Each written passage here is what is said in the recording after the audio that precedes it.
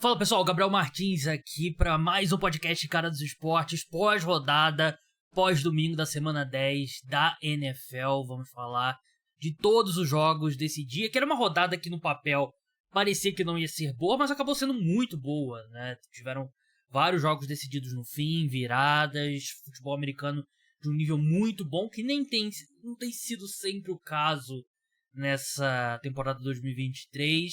Mas vamos passar por todos os jogos do dia. Antes, não deixa de mandar lá suas 5 estrelas no Spotify, no Apple Podcast. Deixa like se você estiver no YouTube. No YouTube hoje é só em áudio, sem vídeo.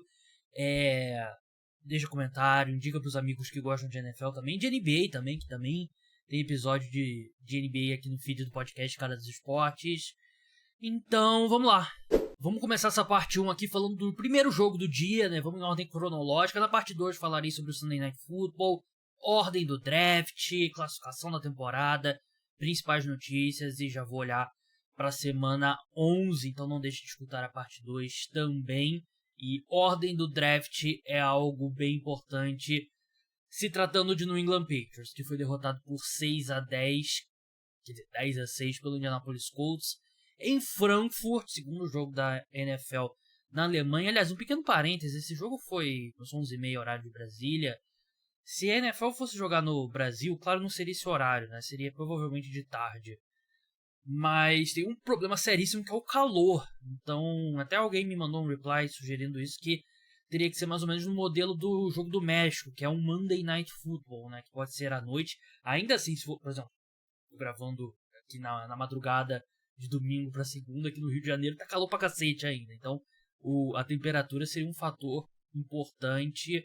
Mas falando desse jogo especificamente, pode ter sido a última partida do Mac Jones como quarterback titular do New England Patriots, pelo menos para a próxima semana. Ele foi muito mal e a atuação de merda dele foi coroada com uma interceptação horrível, com um quarterback profissional na NFL não pode lançar.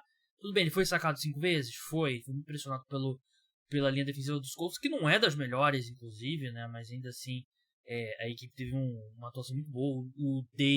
O The Ingbo teve 3 sacks, mas não pode um quarterback profissional na NFL lançar a interceptação que ele lançou.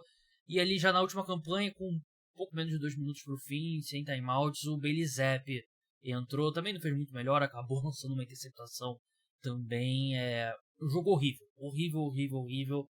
Péssimo nível técnico. Os Colts, acho que ninguém vai falar dos Colts, mas os Colts jogaram muito mal também, né? O Gardner Minshew jogou mal, a equipe não conseguiu correr com a bola. Defensivamente o time jogou bem, mas é contra um ataque completamente inepto do New England Patriots, então a sorte que eles enfrentaram os Patriots, né? Mas a grande notícia aqui é realmente o fundo do poço, que os Patriots foram lá e cavaram mais um pouquinho, não dá para absorver ninguém.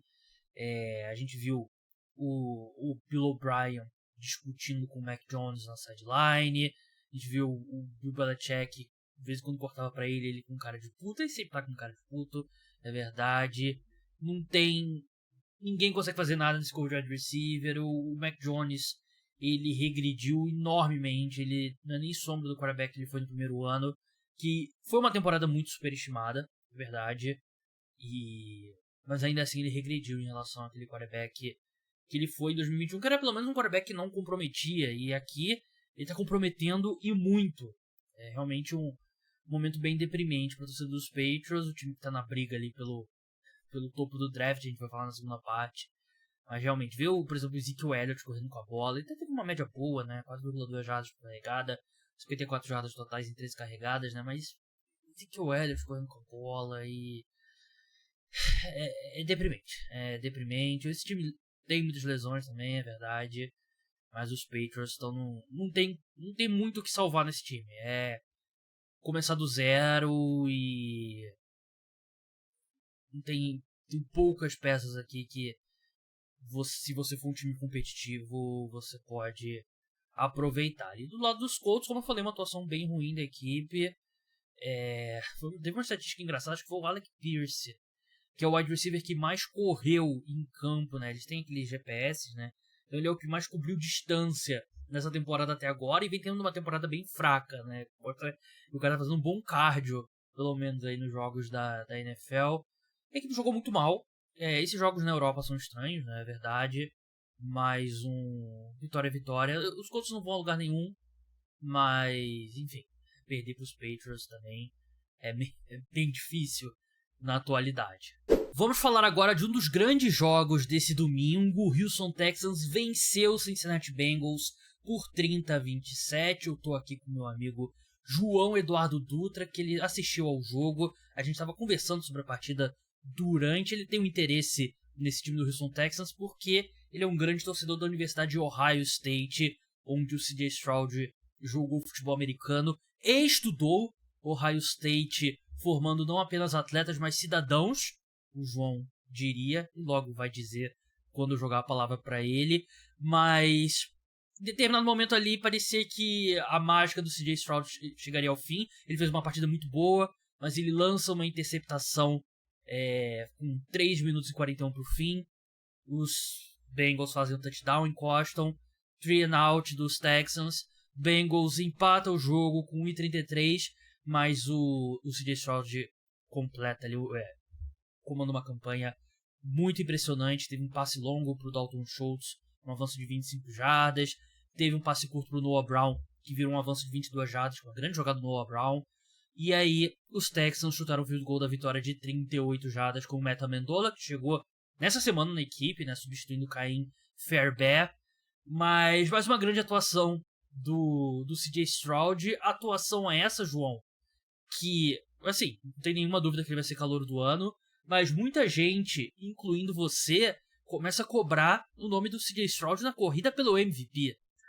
Boa noite, gente. Primeiramente, boa noite. Obrigado, Gabriel, por me dar a palavra. E sim, a atuação é impressionante. Eu acho que talvez ficasse marcada pelo erro, que foi o único erro que ele cometeu na partida. E não foi nem um erro, como é que eu posso dizer, gigantesco. Foi um erro muito grande pelo momento do jogo, pelo que acarretou. Mas pela jogada não me pareceu um erro de leitura, não me pareceu um erro de processamento. Foi um erro de passe. O passe dele foi mais fraco do que deveria ser. Um exemplo que eu dou é a segunda interceptação de Joe Burrow. O Joe Burrow não viu o Shaquille Griffin na jogada. E ele lança a bola, o Shaquille Griffin tá lá no meio. Ali não, o Tank Dell venceu a rota, só que o cara fez o passe do C.J. Stroud ficou curto. Ficaria marcado por isso, mas de novo ele consegue uma campanha ali com menos de 2 minutos no relógio. Dessa vez ele teve até tempo demais, teve 1 minuto e 33, conseguiu até correr com a bola. Mas é impressionante o que ele vem fazendo como calouro, né? E eu não acho que é um absurdo cobrar ele na disputa de MVP em um ano que os caras mais tops da lista não estão correndo pra longe com a disputa. A gente não vê o Patrick Mahomes tendo um dos melhores anos de sua carreira. O Tua, que já teve na frente nessa disputa, poderia dizer em decadência, esse time dos Dolphins. O Josh Allen também não vem tendo um grande ano. Então, se você for parar para analisar, tudo bem, são só 9 jogos, mas são 9 jogos impressionantes do CJ Stroud. Tem melhores, piores, mas e agora a gente tem o primeiro, talvez, grande momento dele. Porque a partida contra o Tampa Bay Buccaneers foi muito boa. A melhor partida que um quarterback calouro já fez. Mas muita gente falava, contra o Tampa Bay Buccaneers. Agora não, ele enfrenta o Cincinnati Bengals em Cincinnati vindo de uma vitória sobre o Buffalo Bills, precisando ali manter o bom momento para continuar na briga da AFC. Ele vai lá, ele controla o jogo todo. O Cincinnati Bengals não teve na frente, né? Teve na frente só no primeiro drive, depois os Texans passaram na frente. E controlaram o resto do jogo todo. E contra um coordenador defensivo que muita gente vai falar que ele é o pai do Josh Allen, é o coordenador defensivo que dá mais problema pro Patrick Mahomes em playoffs, e ainda assim ele consegue ter uma atuação tão boa quanto ele teve. Então, pra mim, de novo, o calor ofensivo, acho que no momento só uma lesão tira dele. Mas ele tá na briga. Se ele continuar a empilhar atuações assim, em algum momento vai ser falado. Porque se ele continuar a empilhar atuações assim, o Houston Texans vai para playoffs. Então, se esse time do Houston Texans for para playoffs, ele vai ter que ser falado pelo termo que é o prêmio, o jogador mais valioso. Então, pra mim, ele já tá na briga. 2 pontos. Primeiro ponto, eu discordo com você sobre a interceptação do CJ Stroud. Eu achei que foi... A sensação que eu tive na hora foi que ele não viu o defensive back dos Bengals que tava ali na flat, né? Eu não lembro quem foi o Ken Taylor-Britt. Eu tive a sensação que foi um erro de leitura também. Segundo ponto, você agradeceu por eu ter passado a palavra para você. Isso foi uma indireta que a minha introdução foi muito longa? Não, só tá agradecendo mesmo a educação. Eu sou um cara muito educado mesmo, jornalista A Tribuna de Niterói, que foi o primeiro a fazer uma grande matéria elogiando as atuações recentes de Eric Pulgar. Mas sobre a partida aqui na nossa frente, realmente, CJ Stroud está jogando num nível muito alto, né? E eu vou falar sobre o Cincinnati Bengals e o Joe Burrow também, mas um ponto que acho que você vai poder falar melhor do que a maioria das pessoas aqui no Brasil é que o grande jogo da carreira do CJ Stroud foi o último jogo dele, né? Foi o jogo contra a Georgia, que era um time muito mais qualificado, e ainda assim o Ohio State teve chance de vencer com um field goal no final. O field goal foi errado, se eu não me engano, não lembro. Tenho quase certeza que foi assim no final do jogo. Foi no dia 31 de janeiro. E tinha muita conversa no draft. Ele é aquele jogador que a gente viu em Georgia, improvisando, esticando, criando e tal. Ou ele era mais o cara da carreira toda dele em Ohio State, que ele era o cara mais ali de esse termo acabou se tornando assim um grande xingamento, né? Mas ele era parte do sistema ali de Ohio State, não nesse jogo contra a Georgia. E pensando e analisando o que eu tenho visto sobre o CJ Stroud e culminando com o que a gente viu nesse domingo, a sensação que dá é que naquele jogo contra a Georgia foi o CJ Stroud que a gente tem visto na NFL, né? Não o CJ Stroud do resto da carreira dele em Ohio State. Eu acho que a atuação dele contra a Georgia foi tão boa que acabou criando uma narrativa sobre o resto da carreira dele em Ohio State que não é bem verdade. O CJ Stroud foi finalista do Heisman 2 vezes como quarterback de Ohio State.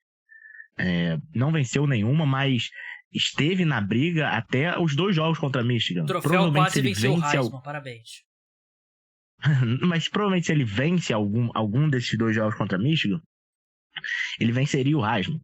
Mas ele é um cara que eu não vou dizer que ele foi preso por Ohio State, mas claramente tinha um plano pra ele em Ohio State, que era: você vai ficar dentro do pocket aqui. O primeiro touchdown que o CJ Stroud marca como Ohio State, ainda como freshman, Justin Fields ainda quarterback, Justin Fields sai de campo quando o Ohio State tá ganhando, é uma corrida de 70 jardas do CJ Stroud. Ele é um cara móvel, torcedor de Ohio State já sabe isso, só que ele, quando ele assume a titularidade, claramente tinha um plano do Ryan Day. Não, você não vai ser. Porque a gente tem aqui, na época que ele assume a titularidade, tem Garrett Wilson, Chris Olave, Marvin Harrison, MK Buka, Jackson Smith-Njigba. Você vai usar esses caras, você vai lançar a bola.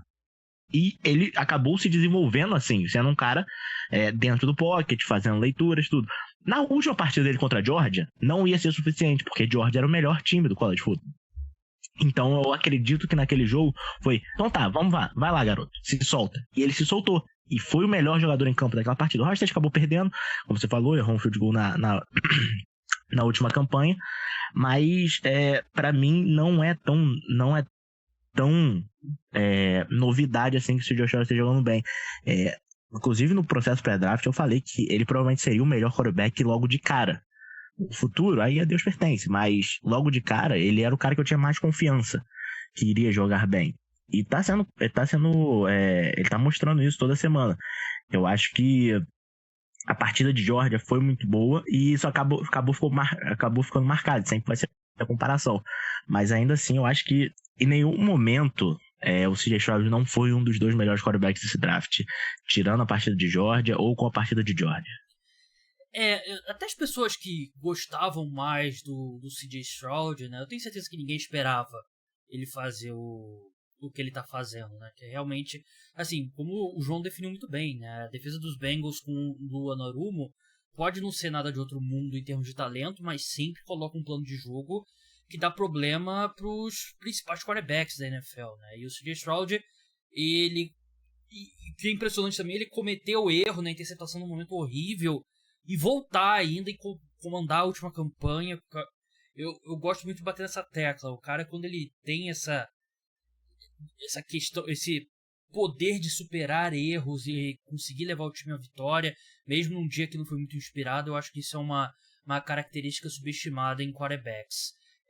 Sobre o Cincinnati Bengals, o Joe Burrow, ele cometeu mais erros do que de costume, lançou 2 interceptações. A primeira foi um passe ruim, mas bateu na mão do tight end, teria, assim, foi um passe ruim do Joe Burrow, mas foi azar. A segunda foi um passe horrível e o Tyler Boyd, né, o famoso Anito, dropou o que seria o touchdown da vitória, provavelmente, né, na última campanha. Os Bengals acabaram chutando um field goal, mas dá uma freada nesse time dos Bengals, que vinham de 4 vitórias consecutivas, seria a quinta. Venceram 49ers, venceram Bills e parecia que era aquele famoso gigante acordou.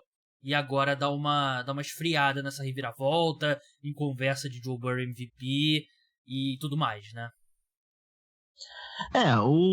Esse era o famoso jogo que os nossos chamam de trap, né? Que é o jogo depois de um grande oponente, com o Buffalo Bills, e antes de um grande oponente com o Baltimore Ravens. Muita gente achava que poderia ser um jogo que o Cincinnati Bengals não usou 100% das suas mentalidades na preparação para esse jogo. Porque semana passada estavam preparando para os Bills, que é um dos favoritos da NFC. E quinta-feira já tem o jogo contra o Baltimore Ravens, que vai definir o futuro do Cincinnati Bengals na divisão, praticamente. Porque se perder fica muito difícil ganhar a divisão. Então, poderia ser. Mas as atuações recentes dos Texans não deixavam isso ser um jogo armadilha. Porque hoje os Texans estariam classificados para os playoffs. Sim. Hoje os Texans são um time de 5 vitórias.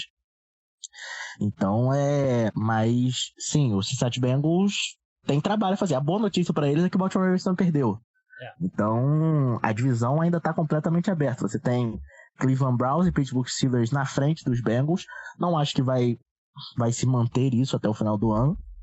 E o Baltimore Ravens, que poderia ter aí abrido uma vantagem bem grande hoje, acabou perdendo o Cleveland Browns.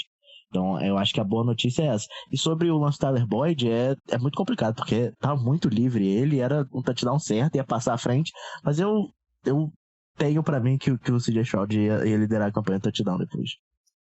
Aí não tem como a gente saber, né? João, muito obrigado pela sua participação. Sigam o João lá no @duca_je. Em algum momento dos próximos dias eu te mandarei uma mensagem te convidando para participar do podcast de terça-feira à noite. Espero que sua resposta seja positiva. Boa noite. Boa noite. O Cleveland Browns virou e derrotou o Baltimore Ravens por 33-31. Um jogo que os Ravens chegaram a estar vencendo uma boa margem na segunda etapa. O jogo chegou a estar 24-9 no início do terceiro quarto.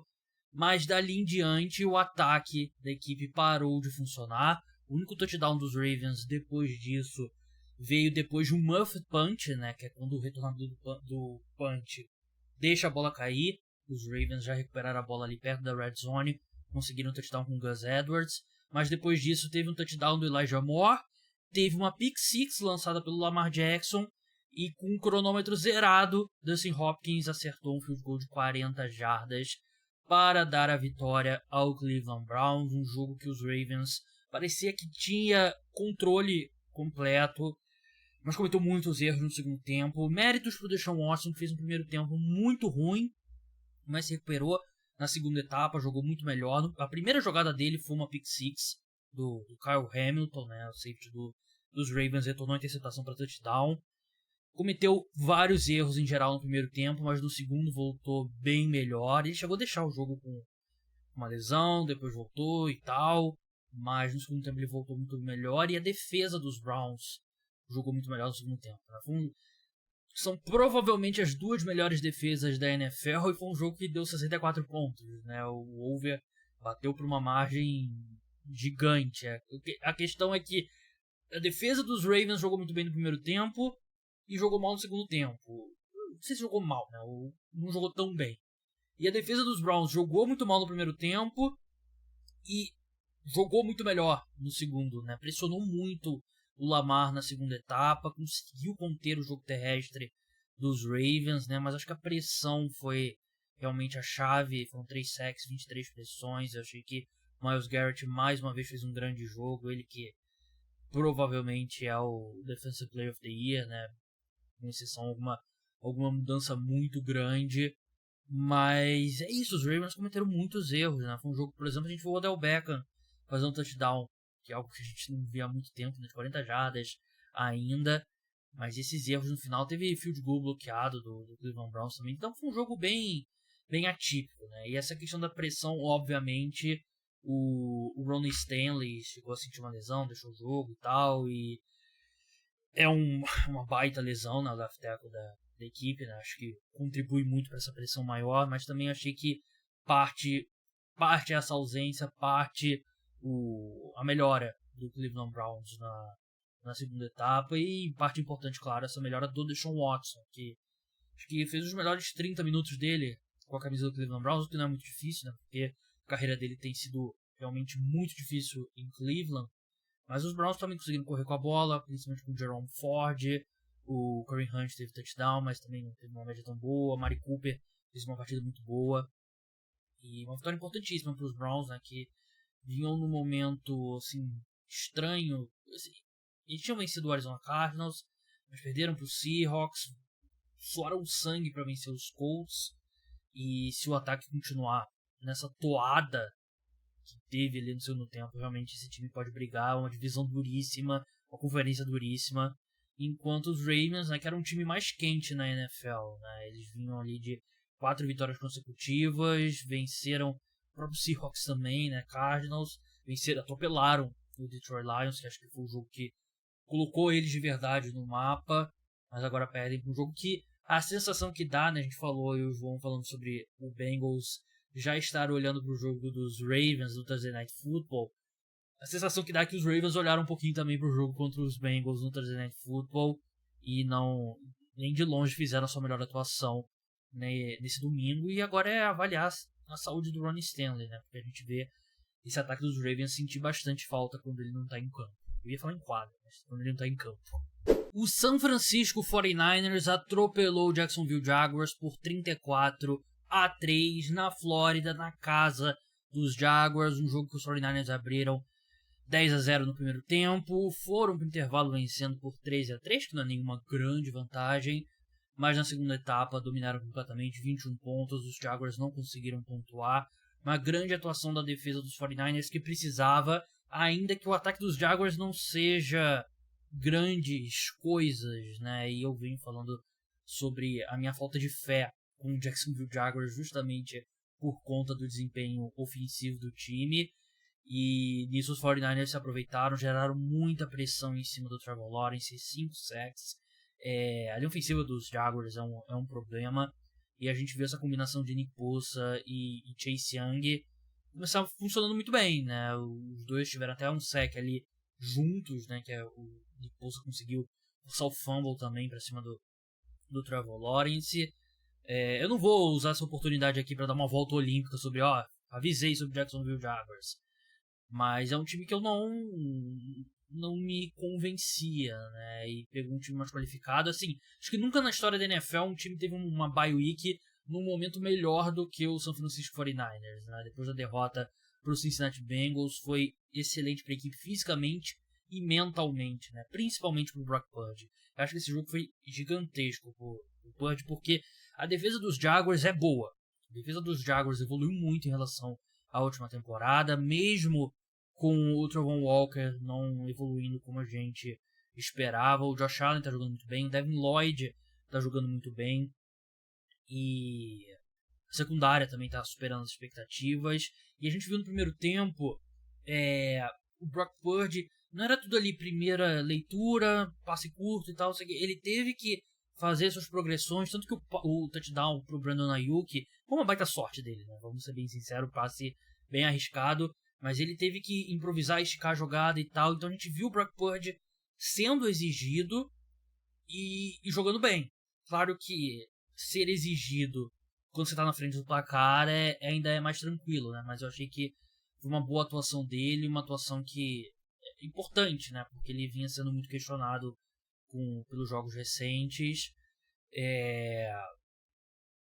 Gostei do George Kittle, ele teve uma recepção longa de 66 jardas. O Christian McCaffrey quebrou a sequência dele de jogos consecutivos com touchdowns, mas não importa muito, né? Importa que os 49ers dominaram e achei que foi uma boa atuação defensiva também que a equipe precisava. O Javon Hargrave apareceu bem também, eu gostei bastante do que eu vi do Fred Warner, que em geral ele tem sido o melhor defensor dos 49ers nessa temporada.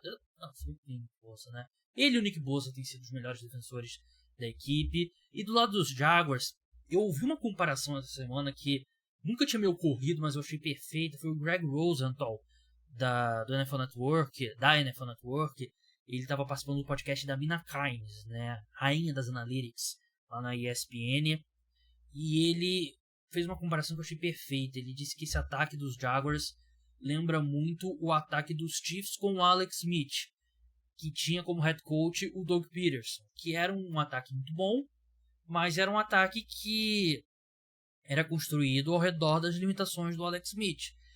E era muito funcional, e esse ataque dos Jaguars é funcional. Não foi nesse domingo, né? Mas em geral é.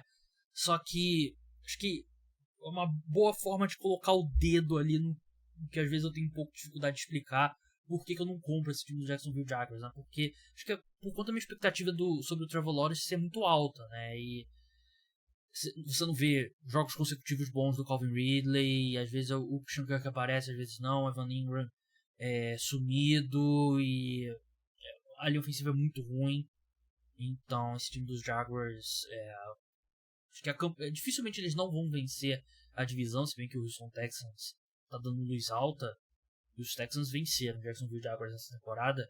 Vão jogar agora no final do mês, dia 26 de novembro, tô vendo aqui o calendário, mas eu não acho que esse time ainda tem um caminho enorme pela frente para melhorar. E como eu falei, 49ers foi a semana na bye week com o melhor timing na história da NFL. O Minnesota Vikings derrotou o New Orleans Saints por 27-19. Uma excelente atuação de Josh Dobbs, né? O Josh Dobbs que jogou tão bem na última semana, assim, conhecendo os companheiros de equipe basicamente no vestiário do estádio antes do jogo. Ele jogou agora com uma semana inteira de treinamento, jogou ainda melhor, 23 de 34 passes, 268 jardas, um touchdown, teve um touchdown correndo com a bola também, teve 44 jardas correndo com a bola. A conexão dele com o TJ Hawkinson funcionou muito bem, 11 recepções, 134 jardas e um touchdown para o tight end. Uma excelente atuação do ataque dos Vikings. O Kevin O'Connell tem feito um ótimo trabalho, ele que é o coordenador ofensivo dos Vikings, né, o especialista de ataque. Acho que em vários momentos da última temporada o desempenho dele foi superestimado, mas esse ano, se qualquer coisa, está sendo subestimado, né? Porque esse ataque dos Vikings, com todos os problemas, lesão do Kirk Cousins, lesão do Justin Jefferson, esse ataque continua jogando bem, né? E o Justin Jefferson tem tudo para voltar já na próxima semana. Então, olho nos Vikings. É um time que tá funcionando muito bem, tá encaixado ofensivamente, defensivamente tá melhorando. E é uma pena que não vai ter o Kirk Cousins para essa reta final, né? Porque por melhor que o Josh Dobbs tenha jogado nesses dois jogos, ainda era um time que, sei lá, pode ir pro wildcard e vencer um jogo de wildcard. Não acho que é um absurdo, né? Enquanto o Josh Dobbs a história é ótima, mas você fica esperando a hora que vai parar de dar certo, né? O elemento surpresa acaba, e a gente tem muitas evidências de Josh Dobbs não ser um grande quarterback, né? Já tem 28 anos, ele foi draftado em 2017 pelos Steelers. Mas vamos ver, enquanto isso está sendo bem divertido. E falando em diversão, no Orleans Saints teve James Winston em campo, né? Por um motivo que não é divertido. O Derek Carr sofreu uma lesão no ombro direito e uma concussão. O Saints tem uma semana de bye agora, na semana 11, né? O Derek Carr já falou que espera que vá jogar contra os Falcons, né? No outro domingo, dia 26 de novembro. Mas assim, James Winston torna esse time muito mais assistível, né? Pro bem e pro mal, porque o James Winston entrou, teve 2 passes malucos para touchdown, né? Uma recepção absurda do Chris Olave e o outro uma recepção absurda do A.T. Perry, num passe que jamais o James Winston deveria ter feito, que ele estava do lado esquerdo do campo, a bola vai pro lado direito, dentro da endzone, e o A.T. Terry briga e tira a bola da mão do defensive back. Ele acaba lançando 2 interceptações também. É o efeito James Winston, né? É mais entretenimento para um time do Saints que precisava de uma injeção de ânimo, eu acho que é bem válido. Mas é um time fraco, é uma divisão horrível, por isso que os Saints ainda estão mais do que na briga ali pra ir aos playoffs. Mas, pelo menos, assim, eu venho falando sobre isso, né? Que o Saints, pra mim, é o time mais chato de se ver em campo. Com o James Winston é divertido, porque ele tem passes como pro Chris Olave e pro A.T. Terry, e também tem 2 interceptações completamente inexplicáveis. Boa vitória pros Vikings, que a gente vai falar de playoffs na parte 2, mas os Vikings estão nessa briga aí pelo Wild Card. Pittsburgh Steelers derrotou o Green Bay Packers por 23-19. Um jogo no qual os Steelers seguiram o seu roteiro da temporada, né? Se tem um script mesmo das temporadas da NFL, os roteiristas dos Steelers não tem muita criatividade, né? A equipe abriu com 2 ótimos drives ali, fizeram 2 touchdowns e depois não fizeram mais nada, né? Só chutaram field goals e three and outs, pouca criatividade. Kenny Pickett também não teve de seus jogos mais inspirados, e do outro lado os Packers também não estavam muito melhor do que isso. O Jordan Love lançou uma interceptação ali quando o jogo estava apertado, na 23-19, com 3 minutos pro fim. Depois lançou mais uma ali já no modo desespero ali pro Christian Watson. Os 2 passes na direção do Christian Watson, inclusive. Mas é a cara do Pittsburgh Steelers, né? E vocês que escutam o podcast, vocês sabem que eu tenho batido muito nessa tecla de que os Steelers, eles adoram ganhar jogos que eles estavam atrás do placar, né? E alguém fez o levantamento. São 9 jogos consecutivos que o adversário tem mais jardas do que o Pittsburgh Steelers. E ainda assim os Steelers venceram 6 desses 9 jogos, né? 6-3 a campanha nesse período, né? Que é bem maluco, né? Você vencer tantos jogos assim que o adversário produz mais do que vocês. E não é como se os Steelers não cometessem erros. Eles cometem. Eles não tiveram turnovers nesse domingo, né? Mas em geral eles cometem. Mas é uma defesa forte. O TJ Watt continua jogando um altíssimo nível. E a equipe sente falta, né, do Minkah Fitzpatrick, que pelo segundo jogo consecutivo não jogou, né? Safety da equipe. Mas esse time dos Packers é complicado, né? Porque eu gosto do Matt LaFleur. Ele não tá fazendo um grande trabalho esse ano, mas também tem um limite que você pode fazer com o nível de talento nesse ataque. O ataque é muito ruim mesmo. Então não surpreende que os Steelers venceram, por mais que tenha sido uma partida que terminou até como disputada, né? Mas foi um jogo bem feio. Tampa Bay Buccaneers derrotou o Tennessee Titans por 20-6, um jogo que os Bucks em nenhum momento tiveram uma grande liderança. Os Titans chegaram a liderar no primeiro quarto, depois os Bucks viraram ali para 7-3 com o touchdown longo do Rashad White. Eles abriram 17-3 ali no final do terceiro quarto, nunca olharam para trás de fato. O jogo nunca teve ali 20 pontos de diferença, mas também os Titans nunca estiveram perto ali de ameaçar os Bucks de fato. Os Bucks tiveram 340 jardas totais contra apenas 209 do Tennessee Titans, né? Os Titans não conseguiram fazer nada ofensivamente. Méritos para a defesa do Tampa Bay Buccaneers, que teve um plano de jogo para parar o DeAndre Hopkins, que vinha jogando muito bem, e conseguiu executar, né? Ele teve 3 recepções para 27 jardas em 8 alvos, né? A secundária dos Bucks jogou muito bem. Devin White jogou muito bem, linebacker da equipe. E os Titans, volta aquela coisa que eu sempre falo aqui, né? Um time que joga muito melhor em casa do que fora. Eu achei que a defesa jogou bem, 20 pontos, e os Bucks não conseguiram correr com a bola, né? A secundária foi mal. O Mike Evans teve um touchdown dropado e, em geral, podia ter sido números ainda melhores do que 6 recepções, 143 jardas no touchdown. Foram erros, um erro clássico ali dele, técnico, né? Não foi ali da marcação. Will Levis, quarterback do Tennessee Titans, né? O primeiro jogo dele foram muitas big plays, né? Foram 3 big plays, se não me engano. Se não me engano, as 3 pro DeAndre Hopkins, que no geral o desempenho dele snap por snap não foi tão espetacular, né? Mas tiveram jogadas ali de quarterback especial. Contra os Steelers, eu achei até que ele jogou um pouquinho melhor no geral, mas ele não teve as jogadas que te chamam a atenção, que se enchem os highlights, né? E nesse domingo, os Bucks pareciam bem preparados para vamos fazer ele avançar o campo em passes curtos e tal, vamos fazer ele ler o campo, e ele não tem essa capacidade ainda. Eu acho que ele tem muito potencial físico e eu gosto da postura dele, ele é bem explosivo em campo, né, o temperamento dele, mas eu não acho que ele tem que ter calma com ele, né? Claramente os Buccaneers geraram bastante pressão em cima dele e conseguiram fazer um bom plano de jogo. E os Bucks estão, a gente vai falar de divisão mais pra frente, né? Estão numa disputa deprimente pela NFC Sul.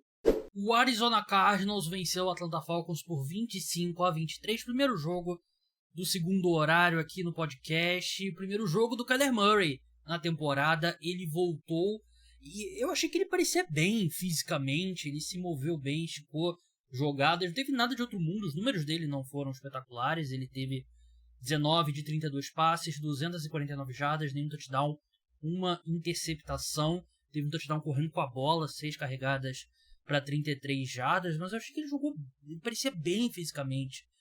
Eu esperava um cara com um pouco mais de limitação na questão da mobilidade, o que pra mim, como torcedor dos Giants e torcedor dos Bears, torcedor dos Patriots, é uma ótima notícia, né? Porque atrapalha os planos dos Cardinals de terem a primeira escolha geral. A gente vai falar sobre a ordem do draft na próxima parte. Mas foi um drive para field goal ali gigantesco dos Cardinals no final. Os Falcons viraram o jogo foram quanto tempo? 2 minutos e 33 pro fim.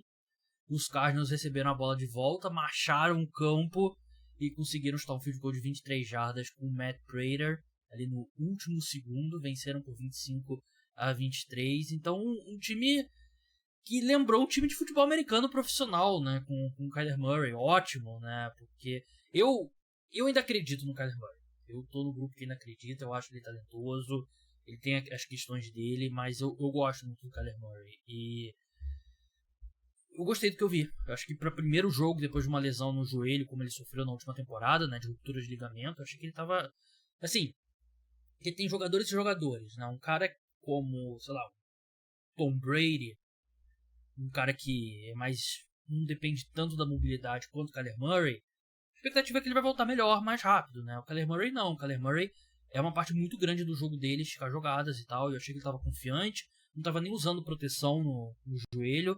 Então foram pontos positivos. Não é tão positivo para o futuro da equipe se ela sonha com o Caleb Williams, né? Mas se o Kyler Murray jogar muito bem, de repente você coloca ele com Marvin Harrison Jr., né, que é o prospecto de wide receiver, e você retoma a carreira dele, né? Trey McBride, por exemplo, tight end, jogou muito bem, 8 recepções, 131 jardas, tem o Rondale Moore, tem o Marquise Brown, que não apareceu tão bem, mas é um wide receiver que estica o campo, quem sabe, né? A defesa continua sendo muito ruim, e ainda assim o Atlanta Falcons não conseguiu explorar. O Taylor Heinicke teve um jogo muito ruim até se machucar, deixou o jogo ali no terceiro quarto, se não me engano, final do terceiro quarto, e o Desmond Ridder entrou e não conseguiu fazer muita coisa. O Bijan Robinson correu bastante com a bola, 22 vezes, teve um touchdown para desespero do Arthur Smith. Foi um jogo péssimo do ataque dos Falcons em geral.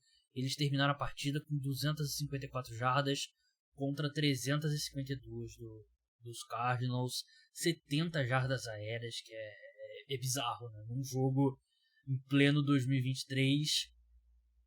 É um time deprimente, Falcons, né? Que é um time que joga muito abaixo do nível de talento desse elenco, e tem vários motivos. Um deles é o Arthur Smith, que acho que a gente tá chegando na... Acho não, a gente tá na reta final da passagem dele pelos Falcons.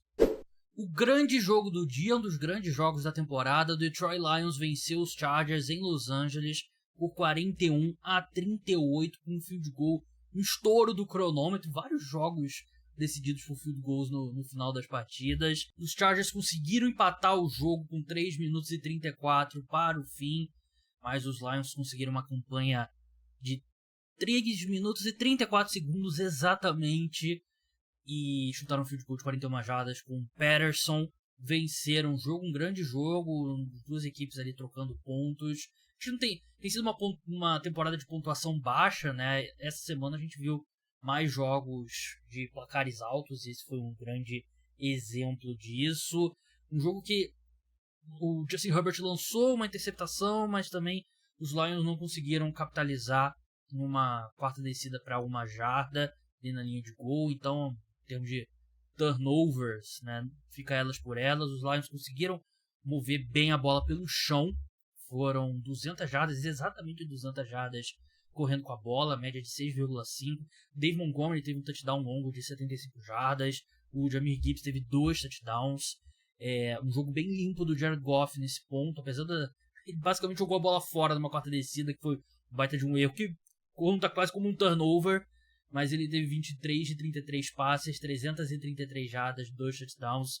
Não foi tocado pelo pass rush dos Chargers, assim como o pass rush dos Lions não tocou no Justin Herbert. Teve um grande jogo, teve interceptação, é verdade, mas foram 27 de 40 passes, 323 jardas, 4 passes para touchdown e uma interceptação, como falei.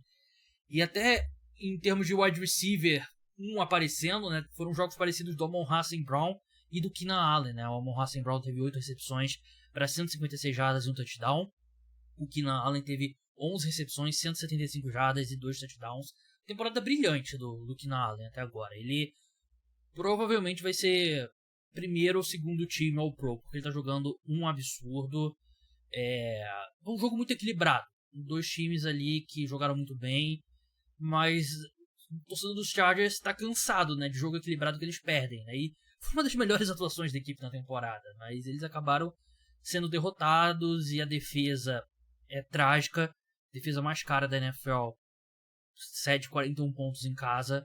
O Joey Bosa não consegue nada, Khalil Mack não consegue nada. É desesperador, né? E você começa a olhar para o cara que é o head coach, que é a mente defensiva, que é o Brandon Staley, né? Você começa não, você já tá nessa há muito tempo. E não sei, eu acho que tem uma chance maior que zero de você estar escutando esse podcast na segunda-feira de manhã e o Brandon Staley ter sido demitido, porque é uma temporada muito decepcionante.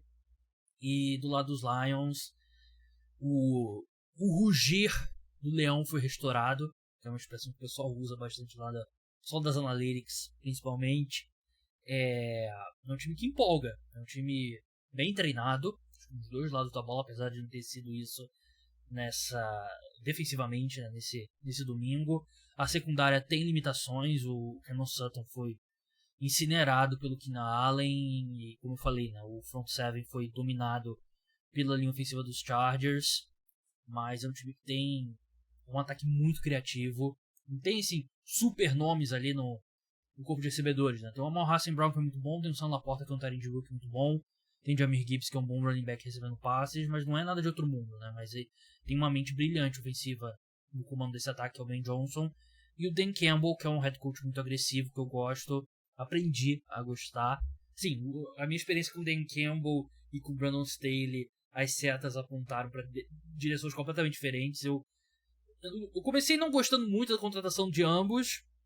O Brandon Staley me conquistou no primeiro ano. O Dan Campbell foi demorando um pouco, mas agora o Dan Campbell acerta a ponta pra cima e do Brandon Staley pra baixo. Grande vitória. Eu tenho falado muito isso, né, no podcast, né, mas foi uma grande vitória dos Lions. E os Chargers me deprimem. Vou deixar por aí. Os Chargers me deprimem. O Dallas Cowboys venceu o New York Giants por 49-17. Vamos pro próximo jogo agora. Foi uma boa vitória pro New York Giants, né? Uma boa derrota, na verdade, né, pro New York Giants, somada à vitória do Arizona Cardinals. Não tinha o que esperar, né? Com Daniel Jones foi um desastre na semana 1, com o Tommy DeVito, assim, foi uma evolução, fez 17 pontos, né? Perdeu por 40-0 na semana 1, agora perdeu por 49-17, né? A diferença menor. Mas os Cowboys dominaram completamente a partida, o Dak Prescott jogou muito bem. E não coincidência, o Dak Prescott vem jogando melhor agora que ele relembrou que ele pode esticar a jogada. Ele teve 17 jardas só, teve um touchdown correndo com a bola, né? Mas tá se movendo mais, né? Isso tá ajudando o ataque dos Cowboys e, sim, o grande destaque da equipe, o melhor jogador da equipe nessa temporada tem sido o CeeDee Lamb, né? O que ele tá fazendo recentemente é um absurdo.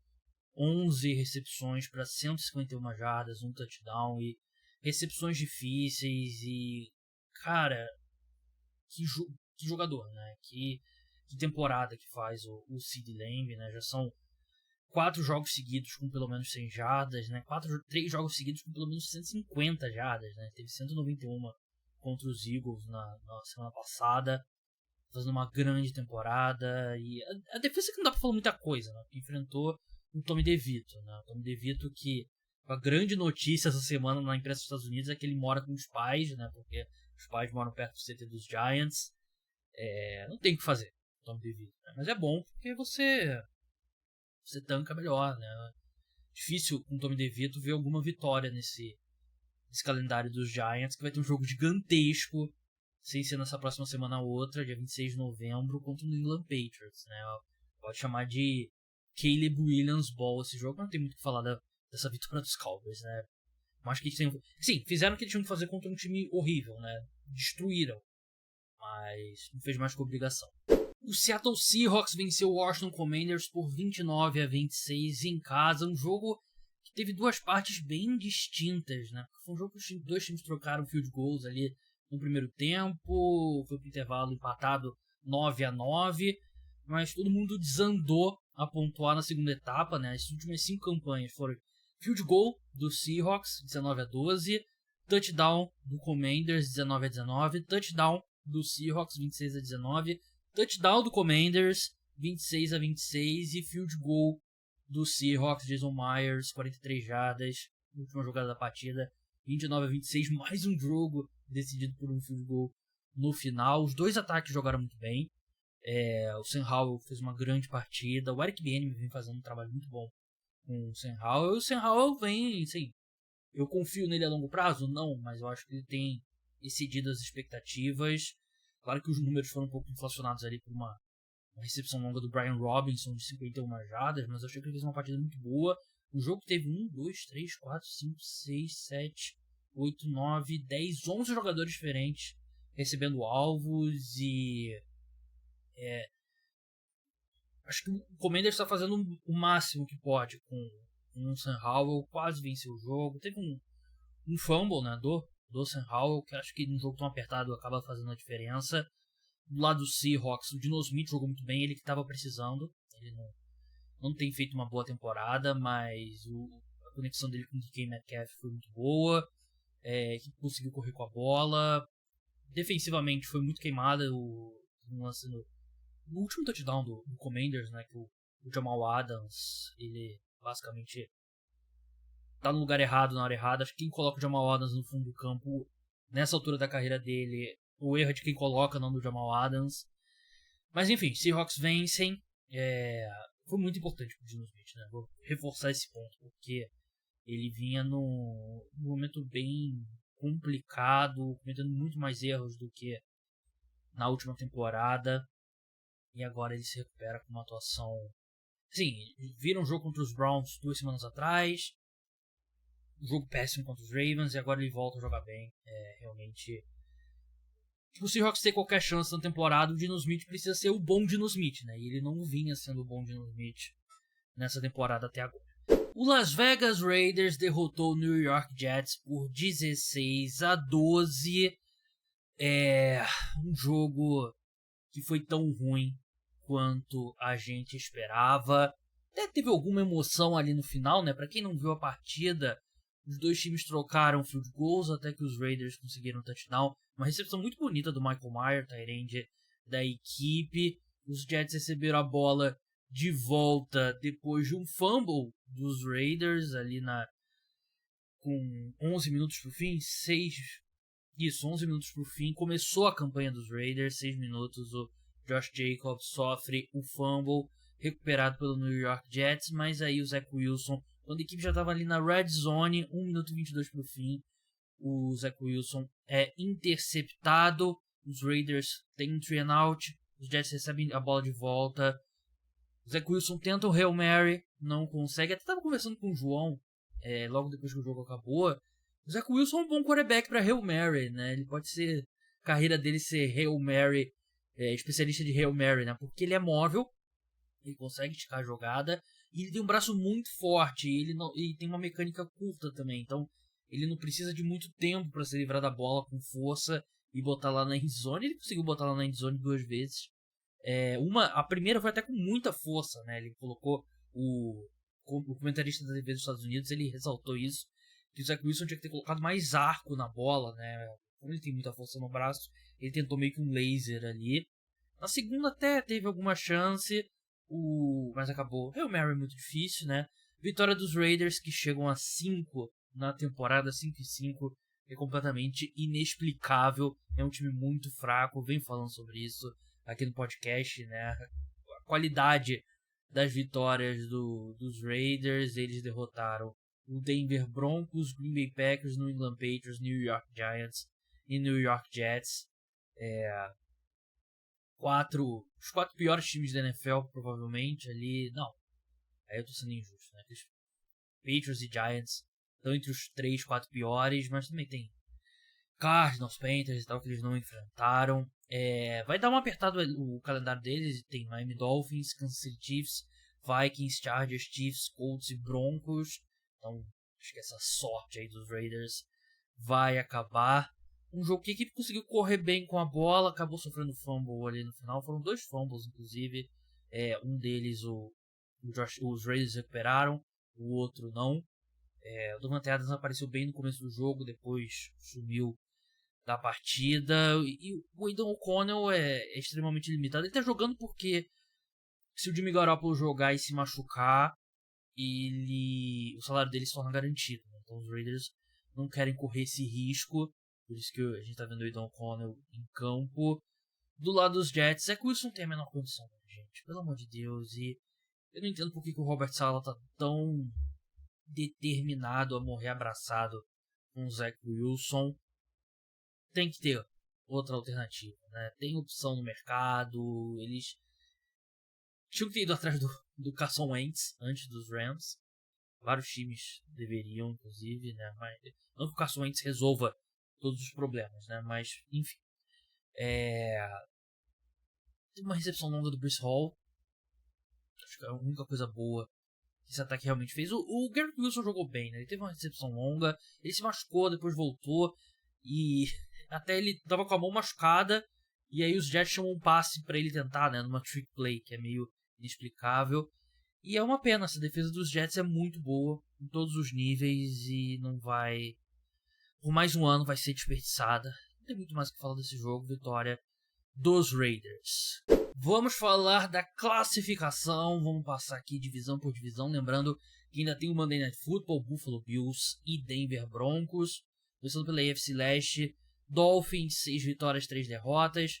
Bills, 5-4. New York Jets, 4-5. New England Patriots, 2-8.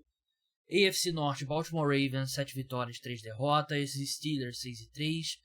Browns 6-3, Bengals 5-4, divisão duríssima. AFC Sul, Jaguars 6-3, Texans 5-4, Colts 5-5, Titans 6-3, AFC Oeste, Chiefs 7-2, Raiders 5-5, Chargers 4-5, Denver Broncos 3-5. Na NFC, Philadelphia Eagles 8-1, Cowboys 6-3, Commanders 4-6, Giants 2-8. NFC Norte, Detroit Lions 7-2, Minnesota Vikings 6-4, Green Bay Packers 3-6, Chicago Bears 3-7. NFC Sul, a terrível NFC Sul, New Orleans Saints 5-5, terrível no sentido negativo, né? Não de terrível, muito disputada. Tá sendo disputada, mas um nível técnico terrível. Tampa Bay Buccaneers 4-5, Atlanta Falcons 4-6, Carolina Panthers 1-8, NFC Oeste 49ers 6-3, Seahawks 6-3, Rams 3-6, Cardinals 2-8. Vamos passar para a ordem do draft agora. Com a primeira escolha seria o Chicago Bears, com a escolha que o Carolina Panthers mandou para eles na troca para subir no draft pelo Bryce Young. Os Panthers têm 1 vitória e 8 derrotas. Segunda escolha, New York Giants. terceira escolha New England Patriots, quarta escolha Arizona Cardinals. Giants, Patriots e Cardinals têm a mesma campanha nesse momento, né? 2-8, mas o critério de desempate é força do calendário, ou seja, os times que enfrentaram um calendário mais forte perdem no critério de desempate, né? Então o Giants leva vantagem nesse critério, depois Patriots, depois Cardinals. Quinta escolha, o Chicago Bears com a própria escolha, tem 3 vitórias e 7 derrotas. Green Bay Packers está se colocando na briga, 3-6 também, como eu já falei. Rams, sétima escolha. Titans, oitava escolha. Broncos, nona escolha. Atlanta Falcons, décima escolha. Uma disputa acirrada aqui. E eu escrevi na minha newsletter nessa semana, né, que meu palpite era o New York Giants, porque eu acho que os Panthers eventualmente eles vão vencer algum jogo. E aí os Giants passariam, porque eu não consigo ver uma vitória no calendário dos Giants com o Tommy DeVito de quarterback, né? O calendário dos Panthers tem Cowboys, Titans, que é um jogo vencível, Buccaneers, acho que não, Saints não, Falcons em casa é um jogo vencível, Packers em casa é um jogo vencível, Jaguars em Jacksonville recebem Buccaneers, também dá pra sonhar, não é provável, mas dá pra sonhar. Então dá pra ver o Panthers vencendo mais um jogo, e os Giants eu acho que é muito difícil por conta do Tommy DeVito e das lesões e tudo mais. Então meu palpite é que os Giants vão terminar com a primeira escolha geral, e tem um jogo importantíssimo daqui a 2 domingos, que é Giants e Patriots, né? Basicamente o Caleb Williams Bowl entre essas duas equipes. Os Cardinals com o Kyler Murray são um time mais competitivo, né? Então venceram já um jogo, vamos ver se eles vencem mais. Não deveriam, mas é um time que tem condições sim de ser mais competitivo com o Kyler Murray. Então eu acho que está entre Giants, Bears e Patriots. Bears muito mais com a escolha que os Panthers mandaram para eles. Vamos passar agora por algumas das principais notícias relacionadas às lesões no domingo da semana 10 da NFL. O Taylor Heinicke, como eu falei na parte 1, sofreu uma lesão no posterior da coxa. A gente ainda não sabe o que vai ser dele seguindo em frente. Mas o Arthur Smith na coletiva soou como um cara que quer dar mais uma oportunidade ao Desmond Ridder, né? Então vamos ficar de olho. Notícia importantíssima do Baltimore Ravens, Ronnie Stanley. Ele deixou o jogo com uma lesão no joelho, como eu falei no podcast, na parte 1. E o John Harbaugh não trouxe nenhuma atualização. Ele é oficialmente dúvida pro jogo de quinta-feira contra o Cincinnati Bengals. Assim como o Marlon Humphrey, cornerback, que também deixou o jogo com uma lesão no tornozelo. Deshaun Watson, quarterback do Cleveland Browns, saiu do jogo em Baltimore com uma das pernas imobilizadas, né, ali no tornozelo, aquelas botas, mas disse que vai jogar na semana 11. O Denzel Ward, cornerback, sofreu uma lesão no pescoço, outro cara para ficarmos de olho.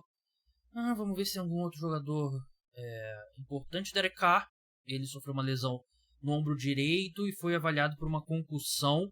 Ele acredita que vai jogar no próximo jogo do Saints, que é na semana 12, né, que está de folga. Enquanto o Marshawn Lattimore sofreu uma torção no tornozelo, ele deixou a partida, o cornerback da equipe, vai passar por quase que cirurgia, vai passar por exame na segunda-feira para determinar a gravidade. Michael Thomas também, que teve toda a questão com a prisão, né, foi de sexta para sábado ou sábado para domingo, mas ele jogou, deixou a partida com uma lesão no joelho e não voltou. Kevon Thibodeau sofreu uma concussão contra os Cowboys, aí é questão de passar pelo protocolo. Uma aqui que tá nessa anotação que não tem a ver com a semana 10, eu esqueci de falar quando a gente conversou sobre o Sunday Night Football. O Aaron Rodgers, ele disse para a transmissão da NBC que o objetivo dele é voltar em meados de dezembro ao time, o que vai ser difícil se os Jets não tiverem brigando por alguma coisa, né? Vamos ver. Acho que das mais importantes a gente já passou. Vamos pro preview da rodada agora, né? Mini preview da semana 11. passar por algumas das linhas e já pensar o que a gente vai ter pela frente. O Cincinnati Bengals enfrenta o Baltimore Ravens. Em Baltimore, os Ravens são favoritos por 4 pontos. Eu gosto desse Bengals mais 4 aqui, levando em consideração que tem grandes chances do Ronnie Stanley não jogar, que é o left tackle titular da equipe, ou se jogar no sacrifício. O ataque sente bastante a ausência dele. Eu iria de Bengals mais 4 aqui. Cardinals e Texans. Texans são favoritos por 5,5. Os Cardinals são um time diferente com o Kyler Murray, mas ainda assim os Texans são bem melhores. Eu iria de Texans aqui. Bears e Lions. Lions menos 9. Eu iria de Lions menos 9 fácil. Acho que essa linha vai até andar para provavelmente menos 10. Chutaria.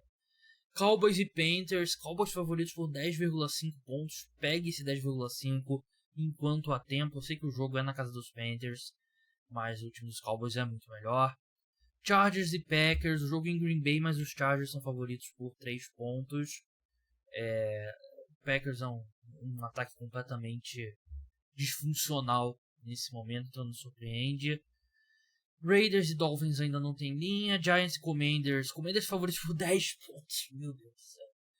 Mas é isso, né? Os Giants estão tancando descaradamente. Então é essa linha mesmo. Só que eu não confio nesse time dos Commanders. Por mais que tenha jogado bem contra os Seahawks, eu não confio neles, tendo que cobrir 10 pontos. Então ficaria de longe.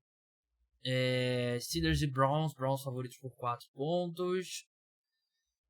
Esse aqui eu não sei. Os Steelers, eles amam vencer esses jogos estranhos, né? E todo jogo na AFC Norte é estranho.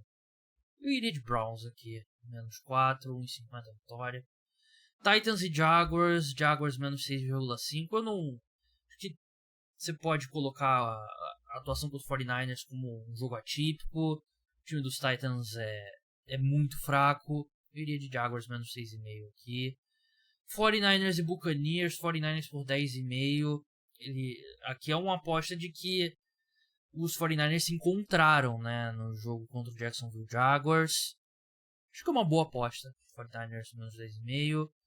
Seahawks e Rams. Seahawks favoritos por 2,5 pontos. Rams tem chance de ter Carson Wentz como quarterback, então é Seahawks menos 2,5 mesmo.